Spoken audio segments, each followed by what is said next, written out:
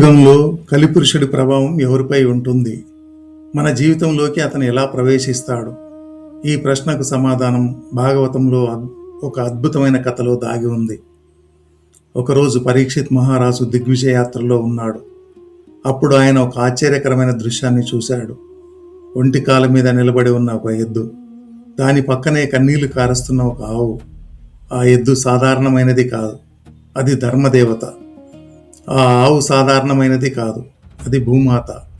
ఆ ఎద్దుకు 4 కాళ్ళు ఉండాలి, కానీ 3 కాళ్ళు విరిగిపోయాయి. ఆ 4 కాళ్ళు ఏమిటి? సత్యం, శౌచం, తపస్సు, దయ. కలియుగం ప్రారంభమైనప్పుడు శౌచం, తపస్సు, దయ ఇవి నశించాయి. మిగిలింది ఒక్కటే, సత్యం. అందుకే ధర్మం ఒక్క కాలు మీద నిలబడుతోంది. అది చూసి భూమాత విలపిస్తోంది. అంతలో ఒక క్రూరుడు వచ్చాడు. రాజువేషంలో ఉన్నాడు. అతనే కలిపురుషుడు. అతను ఆ గోవుని తన్నాడు, ధర్మాన్ని కొట్టాడు. అది చూసిన పరీక్షిత్ మహారాజు కోపంతో వచ్చి ఇది ఎవరు చేశారని ప్రశ్నించాడు. అప్పుడు కలి భయంతో ఆయన పాదాలపై పడిపోయి చెప్పాడు, ప్రభు, నేనే కలి. ఈ యుగంలో నేను ఉండాలి, నాకు ఉండడానికి స్థలం ఇవ్వండి అని పరీక్షిత్తును అడుగుతాడు. అప్పుడు పరీక్షిత్ అతనికి 4 స్థలాలు ఇచ్చాడు. జూదం జరిగే ప్రదేశాలు, మద్యపానం జరిగే ప్రదేశాలు, భోగ గృహాలు, హింస జరిగే ప్రదేశాలు. కానీ కలి మళ్ళీ అడిగాడు, ఇక్కడికి ప్రజలు రావడం లేదు, ఇంకో స్థలం ఇవ్వండి అని.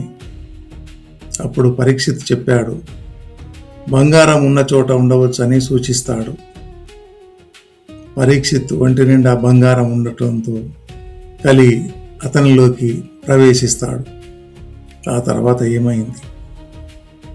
కలి ప్రభావంతో పరీక్షిత్ ఒక పెద్ద తప్పు చేశాడు. వేటకు వెళ్ళి తపస్సు చేసుకుంటున్న ఒక ముని మెడలో చచ్చిన పామును వేస్తాడు. అది చూసిన ముని కుమారుడు పరీక్షిత్తుకు శాపం విధిస్తాడు.